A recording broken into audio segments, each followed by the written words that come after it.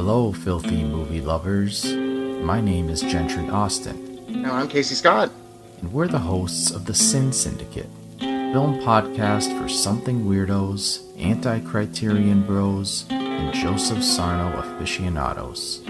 Join us semi-weekly as we peer into the adults-only theaters and sticky-floored cinemas of the golden age of sexploitation, when the morals were loose, the laws were murky, and the intercourse was all simulated. Find us now on the Someone's Favorite Productions podcast network.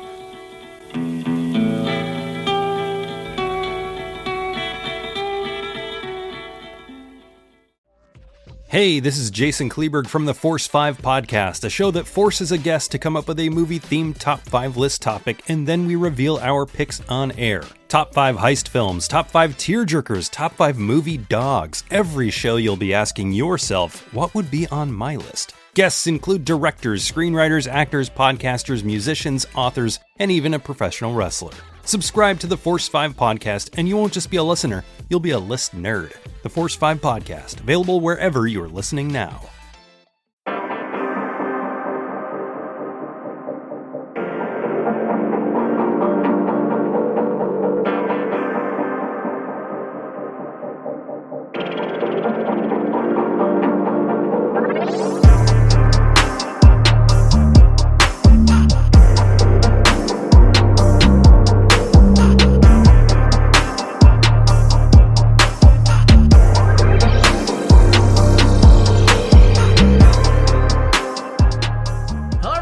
Welcome to the Culture Cast. I am your host. Should I go by Casualty Chris this month? I think I should probably. That's what I am on Twitter all the time. But for Horrortober, I guess everybody's changing their names. You don't have to change your name, and I technically didn't change mine.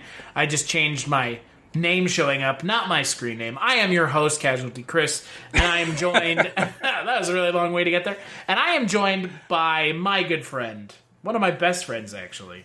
The man whose birthday we share... We share the same birthday. I don't share his birthday. He doesn't share mine. We share the same day that we were born. Yes. Mike Father Malone Wallace. Hello, everyone. This is Father Malone. This is on the Culture Cast. This is FM. Father Malone. FM, brother. What a good movie. What? FM. FM what? FM, like the radio dial, like AM and FM. I know, but I didn't know that that's a movie. Oh, yeah. No, it's a really good movie. Oh. Yeah, you should check it out. It's about the sort of waning days of FM radio in Los Angeles in the late 1970s with a spectacular concert at the end of the movie featuring Warren Zevon and Linda Ronstadt in her prime. So, I chose the right name. Were there any Werewolves of London? There were no Werewolves of London to be seen. Bummer. But Linda Ronstadt in hot pants, so that's better. Well, there you go. So on this episode of the Culture Cast, we will not be talking about... obscure 80s film, though we just spent more time on it than probably anyone has in the last decade. We are going to be talking about a little film you might have heard of from 2000 that spawned, oh dearie dear, so many films. I believe the number is sitting now at 5, though if you're listening to this in the near future, it may be more than that. There's probably at least 3 more and a reboot. Yeah, exactly. Well, a reboot and then 3 more, because they got to reboot it first. We're going to be talking about Final Destination from 2000. I got this feeling. This weird feeling. The cabin starts to shake, right? And the left side blows up, and then the whole plane just explodes. The plane's gonna explode! It's not a joke! It's not a joke! We get thrown off the plane all because Brownie has a bad dream? I saw it. The plane! It's gonna blow up! It's gonna blow up! All 287 passengers are feared dead. Because of you, I'm still alive.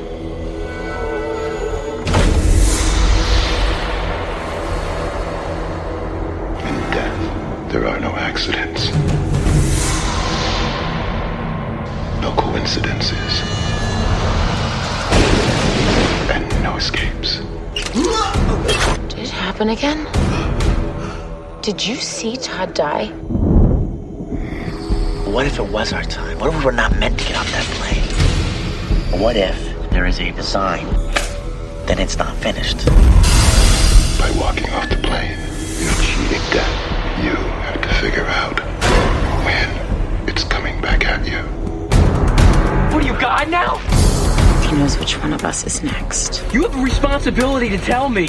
I knew I should have hit on Tammy in the pool that time. I'm not gonna let it happen, okay? Nobody has control over life and death unless they are taking lives and causing death.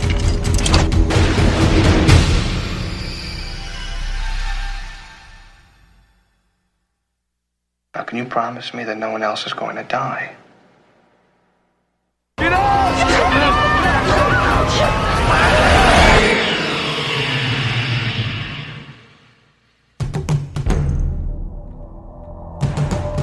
I'll see you soon.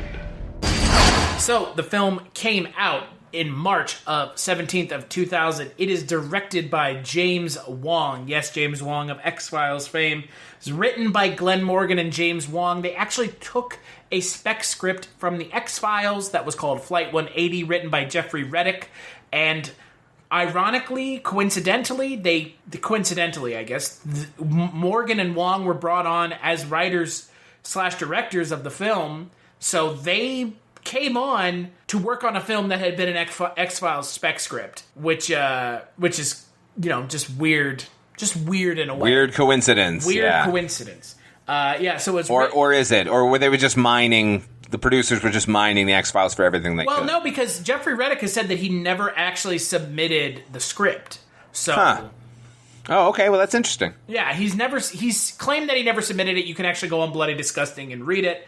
I think it was uploaded a couple years back.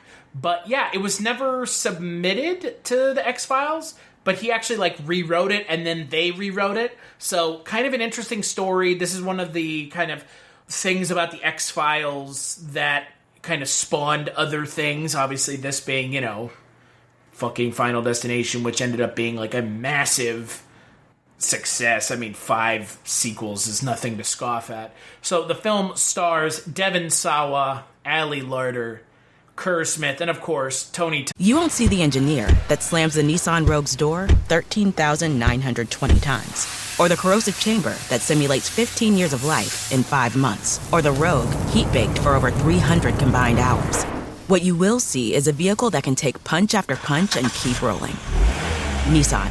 #1 in new vehicle quality among mainstream brands by J.D. Power. We put it through the worst, so you get its best. For J.D. Power 2025 U.S. Initial Quality Study Award information, visit jdpower.com/awards. Awards based on 2025 model year. Newer models may be shown. Hello and welcome to Tumbleweeds and TV Cowboys. My name is Hunter. In this podcast, I'll be joined by a different guest each week to discuss a classic Western movie or TV show. I've been a fan of classic Westerns for as long as I can remember, and in recent years, they've become very nostalgic for me. I love the aesthetic, the tropes, and I love seeing different filmmakers' takes on them. At their best, they're incredibly entertaining, rewatchable, and some of my all-time favorite movies are Westerns. We'll mostly focus on Western movies made in Hollywood, but we'll also be covering spaghetti Westerns, and one thing I'm very excited to get into are Western TV shows. I've got some amazing guests coming on the show, film professors, historians, and podcasters. And Tumbleweeds and TV Cowboys is part of the Someone's Favorite Productions podcast network, and many guests on the show will be from other shows on the network. Thanks for listening. Todd, he's in, I think, 1, 2, 3 of these movies. The first one, the second one, and the fifth one. Which is just... his voice is technically in the third one. Is it? Okay. Yeah. That's fine. The fifth one is... Yes. The fifth one is... We'll get to it, because we're not going to talk about all of them, but we are going to talk about the first and the fifth one for specific reasons. We are going to talk spoilers if you've never seen Final Destination. In 19 years. In 19 years, yeah. If you haven't seen it, you're 19 years old now. Please watch it. Yeah. So it's time. Yeah, it's time. So what do you think of the film, Father Malone? I remembered it more fondly than having rewatched it. There is quite a lot that I really like about the movie. Just to go back a second, the X-Files was a great television series. X-Files is a great Yeah, it was, is, continues to be. For my money, Glen Morgan and James Wong were the best writers on that show. I always knew... Wait. Hold on. You're saying that Glen Morgan is better than Darren Morgan? Yeah, 1,000%. Absolutely. Okay, just making sure. Yeah. Because I disagree with that 100%. Okay, well, I get that Darren Morgan is a more sort of metatextual and funny kind of guy, but you can't get to Darren Morgan without people like Glen Morgan and James Wong like doing all of the fucking legwork and putting down a whole lot of shoe leather so that he can make some sort of metatextual comment on it. Right. Well, and also Darren Morgan. I mean, whenever you saw a Darren Morgan episode of the show, you knew that it was going to be something special. But I like Darren Morgan a lot, but Glen Morgan really is the one who put in the time and effort to get the show. Yeah, I mean, to come in a couple of seasons later and make some comment on the series as a whole, like, is satisfying for fans because they've been watching it for 3 seasons and now can understand from maybe some outsider point of view, like, what the whole series is about. And that's great, but, like, if the Darren Morgan episodes don't exist, I'm not crying. If the Glen Morgan, James Wong episodes were gone, the show would be much less than it actually was. Well, it would be very little of a show. Yeah, man. Most of the best episodes of that series would be gone. Those guys, they are no longer a team, but they were for a very long time. They created a series called Space Above and Beyond, which lasted just 1 season, Chris. And we had some behind-the-scenes conversations about our next show that we are going to be covering on the 1-season show. I'm not going to tell you what we're covering yet, but we almost covered Space Above and Beyond. Okay, well, when you do, I want to be a guest on every single episode. So that series I thought was really good.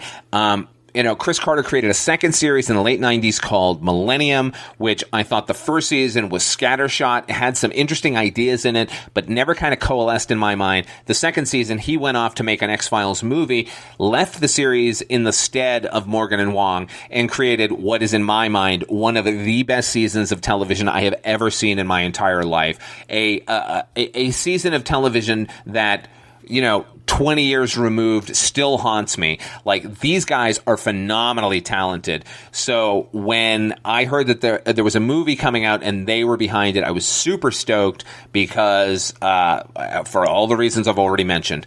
I did like this movie. This is a long way to answer your question. I do like this movie. I think it's pretty good. I think they actually perfected it a couple of films down the line because they came back for Final Destination 3, which to me is the best film in the entire series. It seems like the perfect distillation of everything that each of the movies is trying to do. Now, barring that, as I said, there's a lot to like in this movie. I love the idea of a villain, a protagonist that is never actually on screen. It's just a force of nature coming to correct what had happened. I like most of the performances in the movie. I'm not the biggest fan of Devon Sawa. There's something about him that just bugs the fuck out of me. But does feature one of my favorite actresses. She doesn't work enough, and I think that's actually by choice. Kristen Cloak, who plays their teacher in the film. I love her. I think she's great. And in fact, I think her sequence, her sort of death comes for her sequence is probably the best scene in the entire movie. Overall, I do like the movie. I think it's better as a warm-up for part 3, but there it is, to answer your question in a way too roundabout way. Well, and Kristen Cloak is none other than Glen Morgan's wife. Oh, yeah, definitely. She was also the star of Space Above and Beyond. In one of the best episodes of The X-Files, was a featured character the entire season of second season of Millennium. I love her tiny bones. I think she's great. She's also starred in Black Christmas, which was Glen Morgan's film with James Wong that he directed. Like, these guys sort of traded off who was directing the film sort of one after the other. So, like, James Wong would direct one, Glen Morgan would direct the next, and so on and so forth. And I love the episode that she's in of the X-Files, The Field Where I Died. I love that episode a lot. It's so good, right? Right. I mean, it's a great episode that ends up having, like, no bearing on the show as a whole, but at the same time, it totally does. Which is... Yeah. It's one of those episodes that, like, I know it makes a lot of lists of episodes that are really important for the show's mythology. It's an important... You won't see the engineer that slams the Nissan Rogue's door 13,920 times. Or the corrosive chamber that simulates 15 years of life in 5 months. Or the Rogue heat-baked for over 300 combined hours. What you will see is a vehicle that can take punch after punch and keep rolling. Nissan. #1 in new vehicle quality among mainstream brands by J.D. Power. We put it through the worst, so you get its best. For J.D. Power 2025 U.S. Initial Quality Study Award information, visit jdpower.com/awards. Awards based on 2025 model year. Newer models may be shown. Episode, but not for the ways that you might think. So... Yeah. It doesn't further the mythology of the show necessarily. However, as a character piece and knowing who that guy is, like it hits all the right cylinders, man. Like that's a muscular bit of television. And Kristen Cloak does a fantastic smoker's voice accent thing. Oh boy, don't she? She's got a deep smoky voice. Well, when she does that, she sure does. Oh man, I love Kristen Cloak. but back to Final Destination. I like this movie a lot, but it is not my favorite of the series either. I think it was a good starting place. It has a really great hook. It has a great hook that ends up being a really good hook for the rest of the series, and other directors take it and run with it more than they did in this film. I agree with that. And that's fine, but I mean, the intro to this film, the first 20 minutes of this movie are fantastic. Where you have them getting off the plane and the plane explodes. Like, that scene is great. It really could have only existed pre-2001. No doubt. Like, the entire 20 minutes of this, first 20 minutes of this movie are so crazy pre-2001. That, I have seen fewer things that did not understand how close they were to being completely changed by world events as this film's airport scenes at the beginning. Because those kids would have been in Not a lot could be done. No, those kids would have been in fucking Guantanamo. Right? Like, Devon Sawa's character would have been in fucking Guantanamo if he had been like, there's something wrong with the plane, we need to all get off. And then it explodes. It's like, you're on a one-way ticket to getting your ass fucked by a bunch of fucking prisoners in Guantanamo Bay. Yeah, no doubt, man. The fact that they're allowed to leave at all is shocking in a post 9/11 society. But there was a time when going through security and dealing with airports was not pleasant necessarily, but certainly okay. Well, and again, it also comes back to this idea that pre-2001, you could just go to the gate. Oh, yeah, man. You used to be able to just sort of park your car, jump in, walk in, go to where your family was going to show up and, greet them as they walked off the plane. No more. Yeah. And so that, I mean, again, if we're just talking about, the way this film kind of exists in pre-2001, it's super weird. And, again, it's kind of like this weird time capsule of what that looked like. But outside of that, it's a perfectly fine, fun movie, but there's not much to it, unfortunately. No, there's not. It doesn't, look, it never, horror films tend to set up rules that they then break just for dramatic purposes. I don't know that this one does it all too often. There are a couple of instances where I'm like, okay. But, other movies have been lionized far more that have been sort of more egregiously breaking their own rules. I think this pretty much sets up what the stakes are and what the antagonists are, and sticks to it for the most part. it all comes down to whether or not you care about the characters, which, Morgan and Wong go a long way to making us like everyone who gets off the plane, even the character's a total fucking dickhead, played by Kerr Smith. You can kind of get his motivation behind it.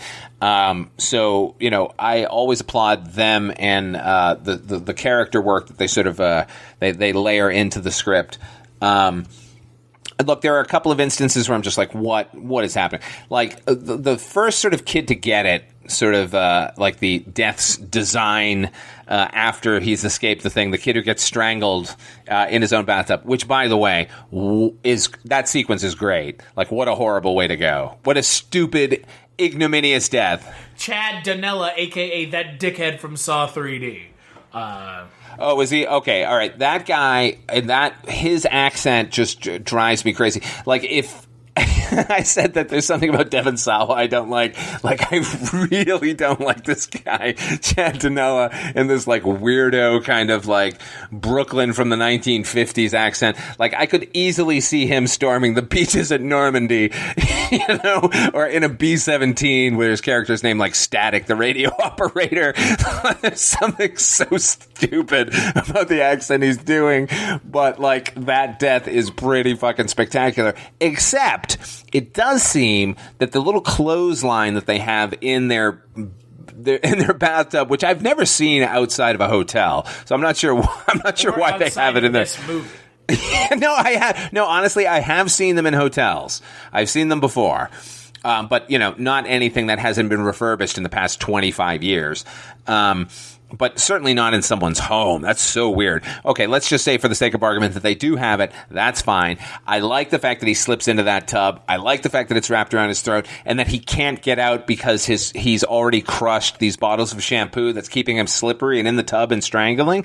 All that would have been perfect, except it does seem as if the rope itself keeps tightening and going up. Well, that's death.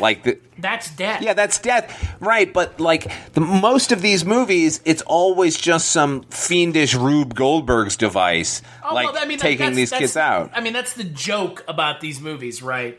Is Final Destination is just the Rube Goldberg machines that kill you. And that's what it is. But when they're done right...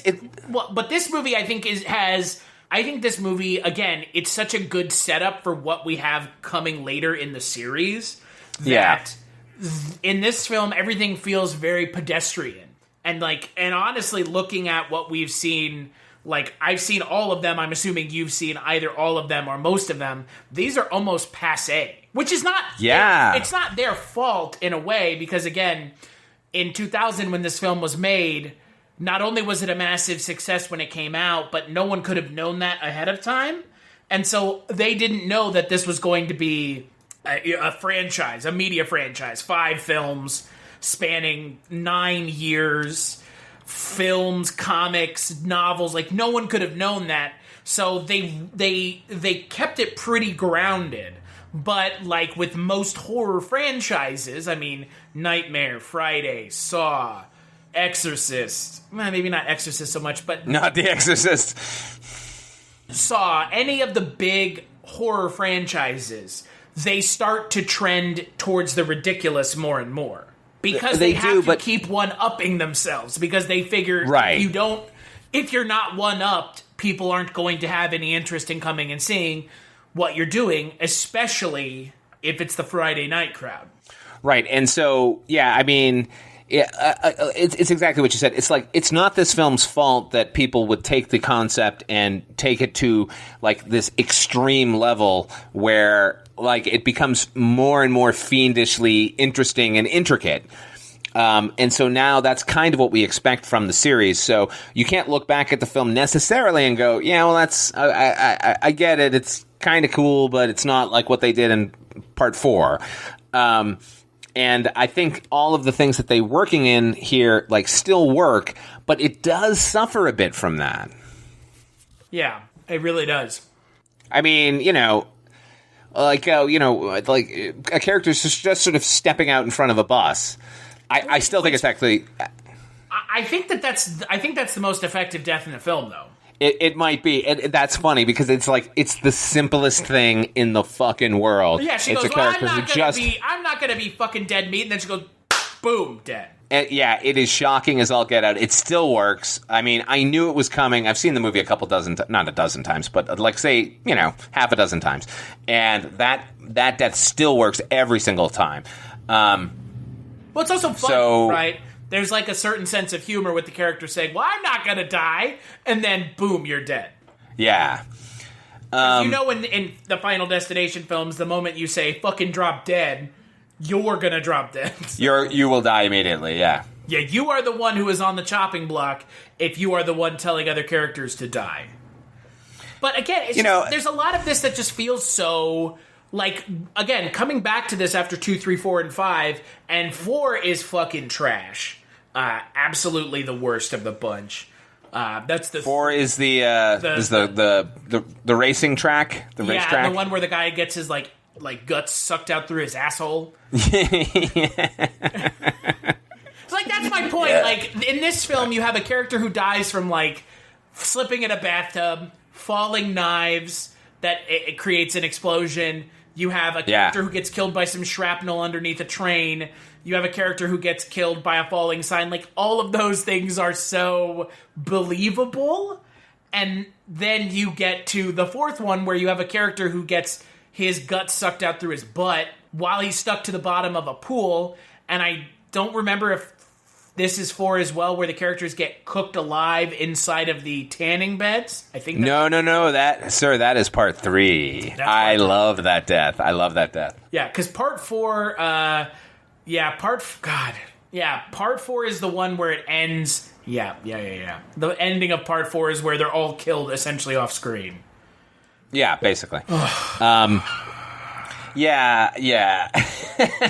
But my point here is where this series went to is so far from this that I like this film a lot, but it is just kind of meh.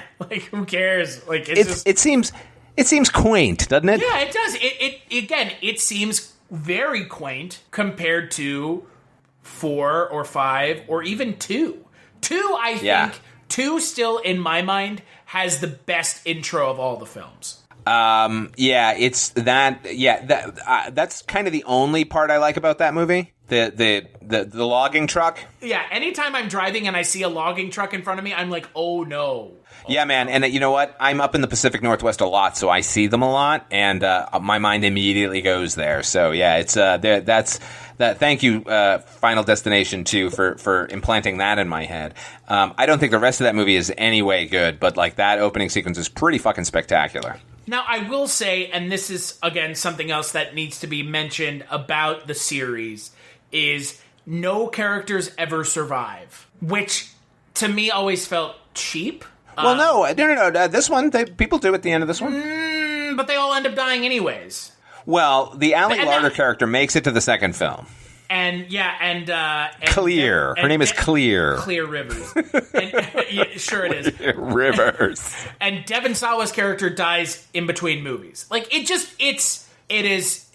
is the one complaint I have with the Final Destination franchise as a whole, is that it never feels like, look, you have a Nightmare film or a Friday film. You don't expect the characters who die and the characters who survive. You expect that if the character survives, they survive and they go on. You won't see the engineer that slams the Nissan Rogue's door 13,920 times. Or the corrosive chamber that simulates 15 years of life in 5 months. Or the Rogue heat-baked for over 300 combined hours.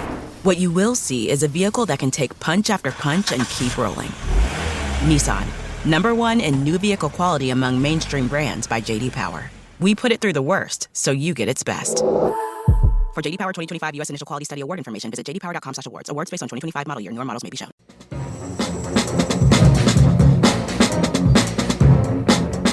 Hello, this is Aaron West. I am the author of the A24 New Wave. In this book, I look at A24's output, and I make the argument that we are in a new wave movement right now. A24 plays a major role. This book has a supplemental podcast where each episode is a brief conversation about an A24-related topic, whether an actor, director, or even a genre. As I continue research for the book and conduct interviews, I expect to record podcast episodes with people involved with the company. You can find the podcast at cinejourneys.com or wherever you find podcasts, and we are proud to be members of the Someone's Favorite Productions podcast network.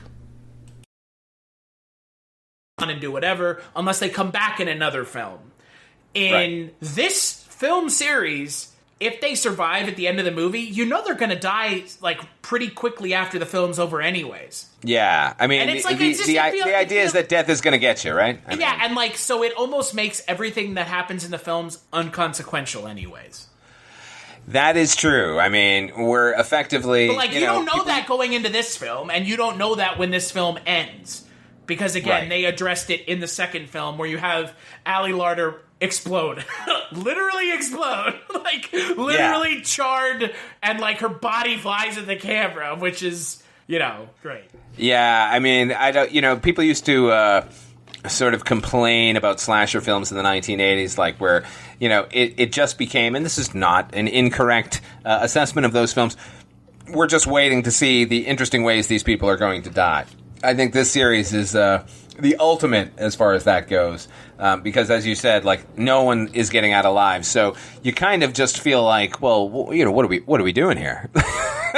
I mean, but yeah, and that's where the first film in my mind gets away with so much, is because going into this first film, if you didn't know there were 5 more films, if you haven't seen the second film, just taking this film alone as a standalone film, the character of Alex Browning and Clear Rivers get away. Live happily ever after, they've dodged death. But then, again, we all know the way the second film, it addresses Alex Browning. I believe he gets killed by, like, a falling brick or something so... Some bullshit, yeah. Some fucking stupid shit. But again, that works into the way that the film is, and, like, kind of the universe exists. But yeah, like, it's just, that's my issue with the series as a whole, is they always keep being like, and the movie's over, and they survive. Like, nah, just kill them. Because they're gonna die anyways. And it's not like they're gonna die of old age. Like, no, they're gonna die. Like, something bad is going to happen to them, because death can't not do that. Because they dodged. You know what's funny about that is, as I said, my favorite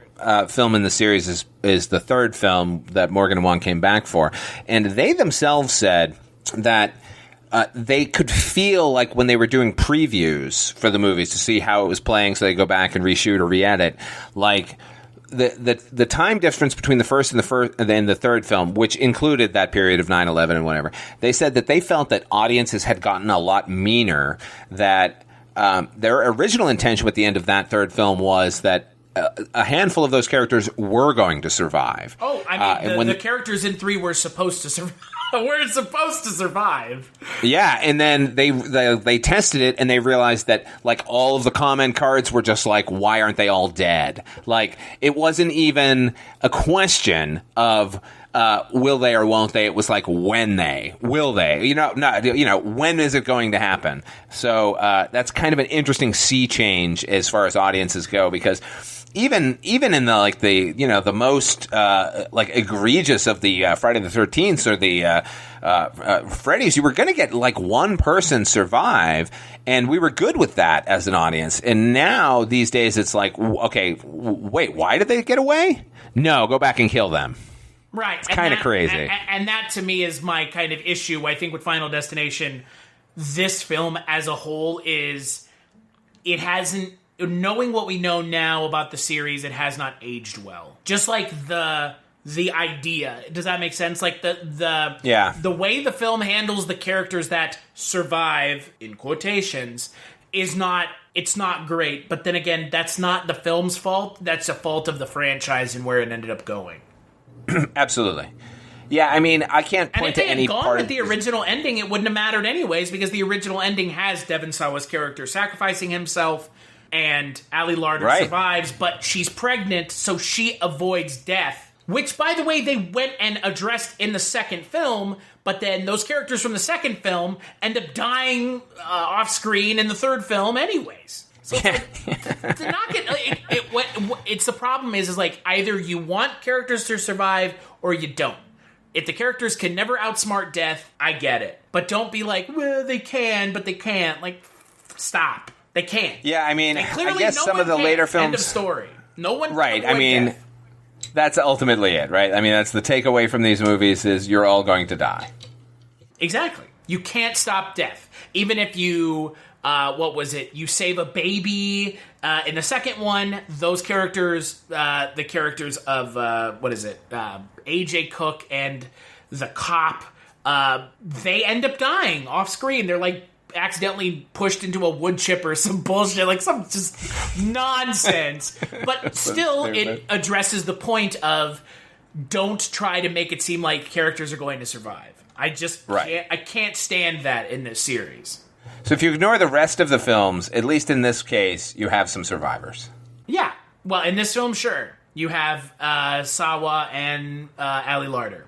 Hooray! And I will tell you, I like the way this film ends. You like we've suddenly decided to go to Paris? Yeah, I like that. Like, oh, we're in Paris now, guys. And then, the character of Carter mayhem ensues. Yeah, character of Carter dies anyways.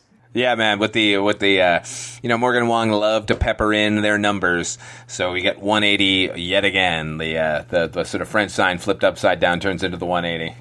Yeah, I like this movie, but again, this isn't like Nightmare on Elm Street or the original Saw.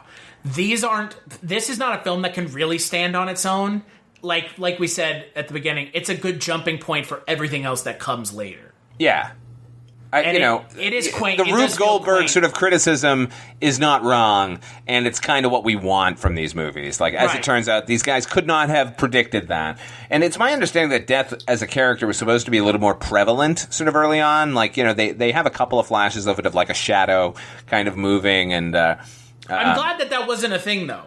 I am too. Like, I'm glad they sort of they moved away from it almost immediately because, like a hint of something being there is fine. But really, I like, watching the machine in action to the point where, in the later films, it's all about fake outs. It's like the entire scene will be showing you the potentiality. Is it the faulty electrical socket here? Is it that lawnmower outside? Is it this plane flying overhead? How do you feel about that? Those like fake outs? Because I think Final Destination 5 in my mind is like the biggest one, like the biggest film of all five that does that. But that it's too much. Okay, it doesn't bother me. Because again, it feels like the writer in that film, Eric Hesserer, it feels like he understood that what the expectations were going to be. Yeah. And instead of like playing into your expectations, he does something more than that, which I'm okay with. I can respect that, but at the same time, it's like, we all got used to certain little tropes in horror movies where the character opens the refrigerator door. When they close it, someone will be standing there. They do the same thing with mirrors in bathrooms. Like, once the mirror is closed, they'll see something behind them. And we all got used to anticipating that scare. So maybe the first film that sort of played on that, it was fine. But, like, once you see it in a movie, like, if a character is in a horror movie and they open the refrigerator door, then I know nothing is behind there, and I know they're only doing that to fake me out. And I'm just like, quit wasting my time and get to where you're going. Yeah. I will say, talking about Final Destination 5, because I think, again, I don't think there's a point in ever doing all 5 Final Destination movies as a podcast, though. That sounds like fun, honestly. The thing about 5 that I did appreciate was that it linked back into the overall series. Because I appreciated that too. Technically, Final Destination 5 is the original Final Destination movie. Right. Not even technically, it is. Yeah, I mean, if you put them in chronological order, 5 is before 1. Right, because the characters in 5 that survive, Nicholas D'Agosto and Emma Bell's characters, where were they at the end of the 5th film, which ended up being the beginning of the first film? They were on the plane to Paris. Yeah. That exploded, and they noticed Devon Sawa's character. And they don't get off, or they can't get off, and they both die. And then one of the characters, I believe the character's name is like Nathan or something, he gets killed by a landing gear that crushes him and kills him from the airplane. Oh, right. Yeah. I mean, I got to rewatch that particular one. I mean, I remember going into it just thinking, it's just going to be another like iteration of Part 4. We're just waiting for everyone to die. And I thought there was at least a little bit more care and thoughtfulness, if that's the right word, as far as linking all of these things back up. And some of those deaths in that movie are pretty fucking great. That's the one with the gymnast, right? Where oh my god! Wow, that misdirection alone is amazing. Yeah. Yeah, you know what? Like, I'm not taking back my criticism of films that do that, but in that case, the payoff like equals, or is at least a definite a definite payoff. Yeah, because that's so horrific. That's why I like 5 so much. Is because 5 has the most likable protagonist of any of them. Again, in my mind, Nicholas D'Augusto is great. I like Miles Fisher a lot. Miles Fisher did a lot of like promotional stuff for the movie too. So he did a Final Destination Saved by the Bell parody music video with the entire cast in it. That is the song is great on its own, but the music video is hilarious. But yeah, it's my favorite one of the series because it does what the first film does, but through the lens of the rest of the films. So it takes what made the first film great and actually moves it farther in a direction that is like very much an evolution of the series. So, I can see that. And the opening bridge collapse is almost as good as the car crash from the beginning of the second film. Yeah, no, I agree. I do, like I said, I do got to revisit that one. I do remember liking that one. Yeah, the first Final Destination, as great as that opening airplane explosion is, every other film like ups the ante so much that you get to see like the outcomes of each of the characters as opposed to just like really quickly. Well, this guy gets sucked out, and then the rest of them essentially burn to death. Like, yeah, that the opening plane sequence is like maybe 2 minutes. It's real quick. I mean, because what can you do when a plane is being ripped apart? It's going to be a fast process. And honestly, like a year before this movie, they did it in Fight Club, and David Fincher made that like briefest of 20 seconds fucking horrifying. So yeah, I agree. The other films like figured out how to do it a lot better. All of the openings of these movies are pretty fucking solid, even if the rest of the movie is not that great. I think the NASCAR one is so bad. Well, the effects do not. I'm not going to say they didn't hold up because they were bullshit to begin with. What, you mean 3D is not important? I know, right? 4, like, overall is not that good a movie at all. You can sort of dispense with that sort of out of hand.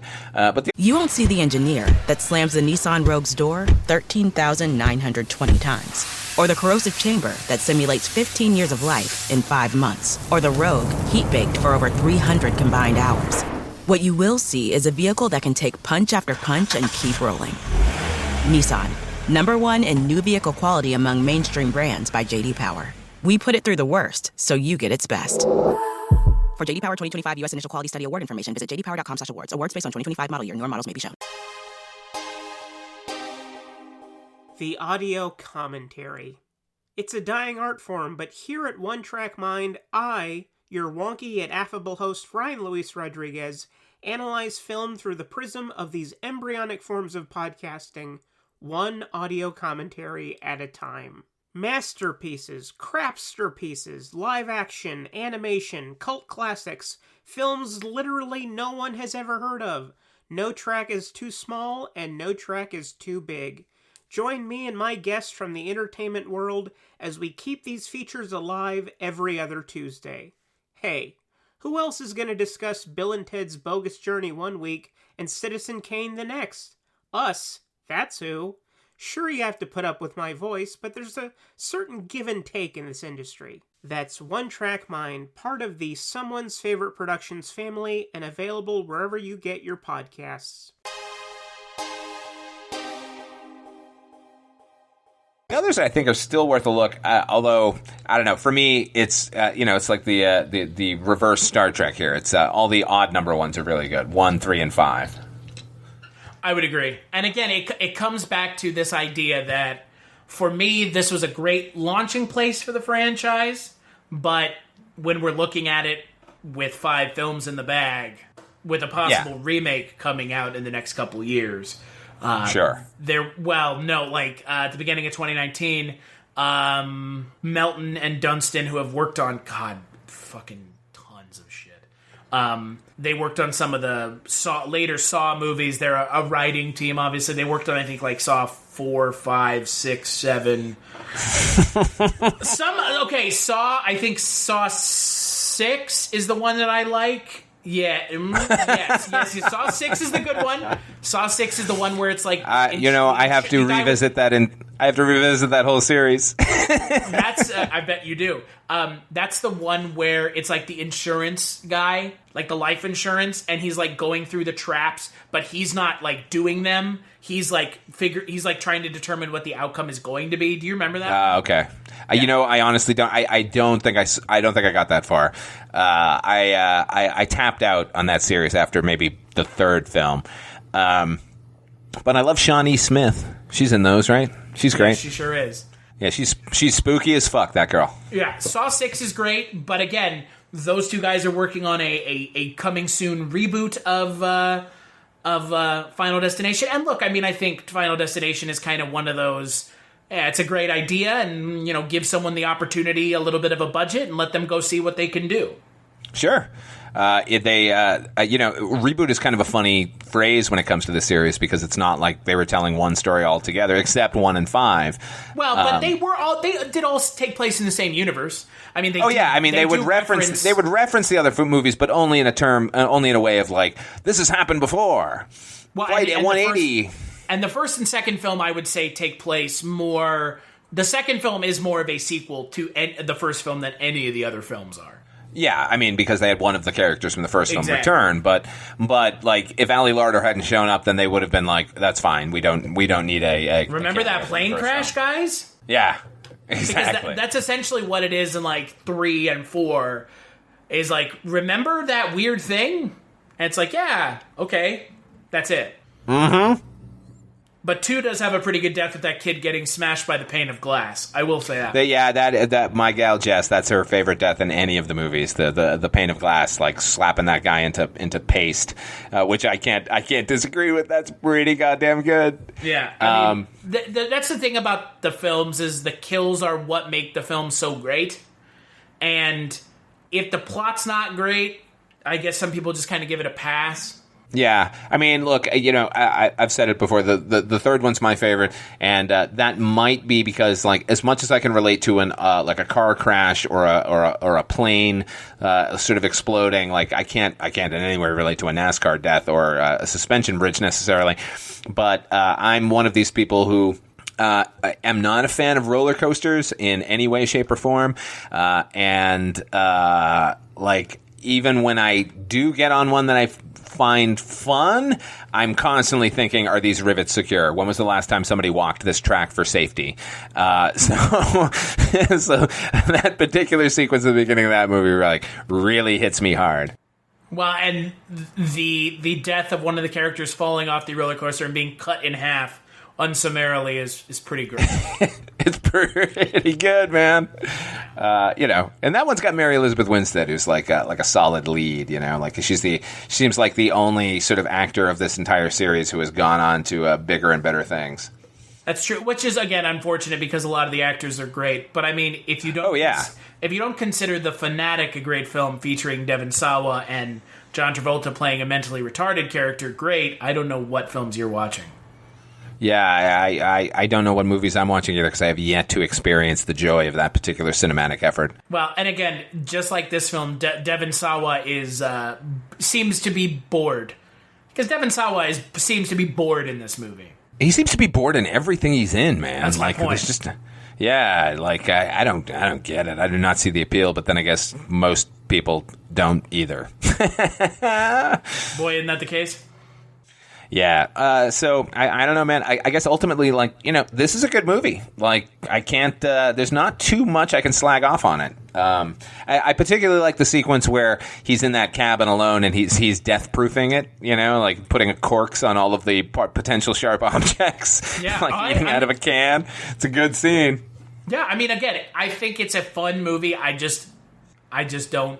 I think it's it's good for what it is, but it just doesn't. it doesn't. It's all potential, and they picked that ball up and ran with it later on. The potential is eventually realized. Yeah. But Worth a look, though. Yeah, I would agree. If you want to see where it started, the kills aren't really as bombastic and over the top or gory as 2, 3, 4, and 5, but it is a good and interesting place for the series to start. Absolutely. Worth your time. What would you give the film out of 5? I'd give it a 3. Give it a 3. Yeah. 3's good, right? Yeah, 3's middle of the road. Better than bad. Better than bad, not awesome, but worth a look. It's on TV. Put it on, watch it. Well, probably download it or watch it on Netflix or something, because if it's on TV, they're going to edit the best parts out. Oh yeah. Okay, so yeah, if it's on one of these premium stations or it's a streaming availability, you're not going to be wasting your time watching this movie. Yeah, agreed. So we'll take a break and we'll play a preview for the next Culture Cast. She's awake. We'll be quick and quiet. I don't want to be either. I'll miss you so much. I'll come back all the time. All the time? Did a great job. She's a good kid. We did. What are they doing next door? I guess the neighbors are making up. Leave it open. Think we can take them? It's worth a try. Just us now. 5, 6, 4. I heard noises. I didn't want to disturb you, but at the house, I was scared. Claire's hearing things. What are you hearing? Voices, whispering, a picture fell. Missing girl. Do you remember this? No. I stopped at this cafe to get a coffee and I see Norman, but he wasn't alone. Look at this. Doesn't that look exactly like a face? And there's a hand, see? Someone who's very close to me seems to be in contact with some kind of entity or spirit. There's a ghost in my house. Any idea what she wants? She said... Did you know her? I had an affair with her. She came out here to the house, threatened to kill herself. Get out! We can put this behind us. Our life can go on. It's not too late.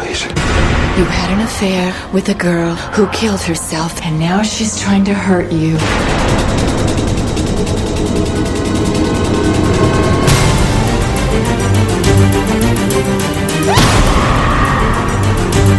What does she look like? She looked like me, only she had green eyes. Stop! Hello, Dr. Spencer. You're not yourself today, are you? No, I'm not.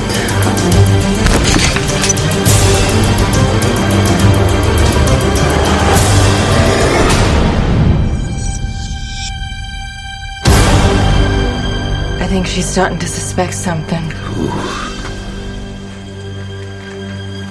Your wife.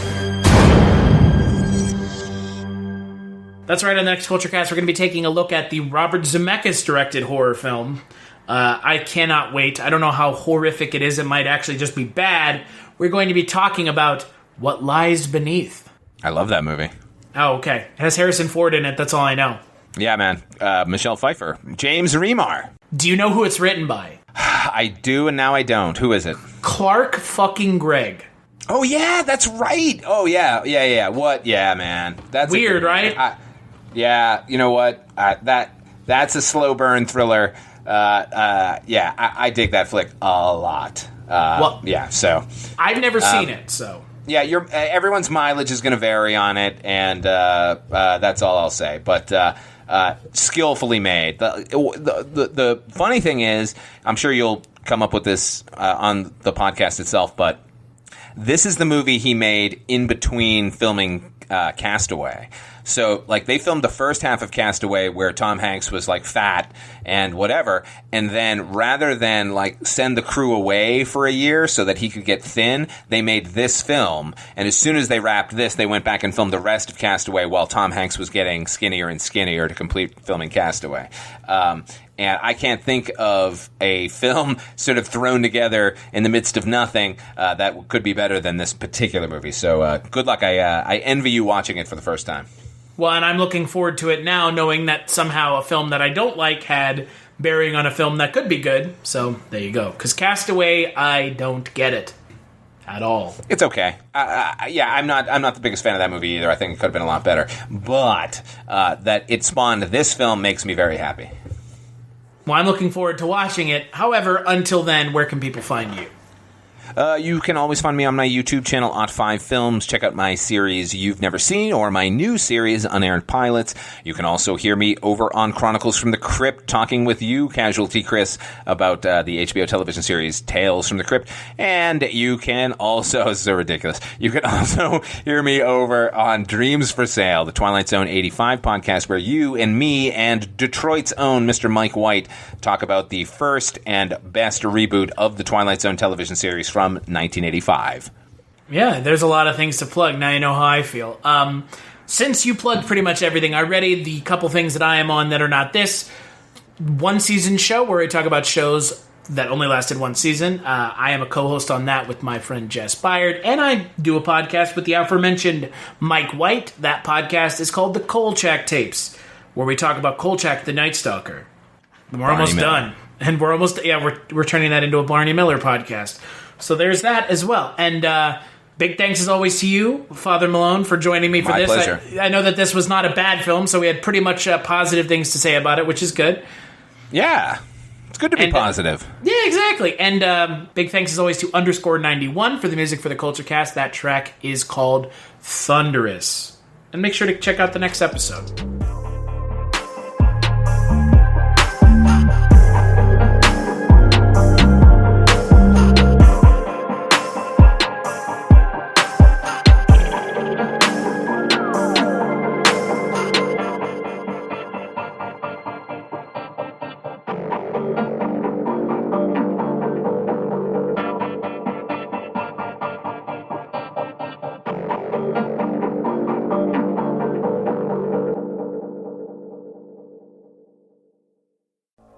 If you're looking for more horror outside of the mainstream, look no further than Unsung Horrors, a podcast about underseen horror movies. I'm Lance. And I'm Erica. Every other week, we'll cover a horror movie with fewer than 1,000 views on Letterboxd. We'll even give you double feature recommendations to pair with the movies we discuss. From gothic to shot on video, from slashers to comedies, from giallo to J-horror, we'll cover all the subgenres. So join us as we unearth these hidden gems of horror. Follow us on Instagram, Twitter, and Facebook, all at Unsung Horrors, available wherever you listen to podcasts. And part of the Someone's Favorite Productions podcast network. Have you ever wanted to dive deeper into the horror movies you love? Beyond the Blood is a horror podcast for fans who want more than just surface-level screams. We do deep dives into the movies that shaped us, digging into director commentaries, behind-the-scenes stories, deleted scenes, and the special features that most people skip. Each episode is a love letter to the genre. We break down how these films were made, the creative risks that paid off or didn't, and the lasting impact they've had on the genre as a whole. From 70s slashers to modern nightmares, we celebrate the craft, chaos, and characters that keep us coming back. If you're the kind of fan who rewatches movies with the commentary on, or you simply grew up in the video store horror aisle, the Beyond the Blood podcast was made for you. New episodes every single week. Subscribe, and let's dig deep. Welcome to the Beyond the Blood podcast.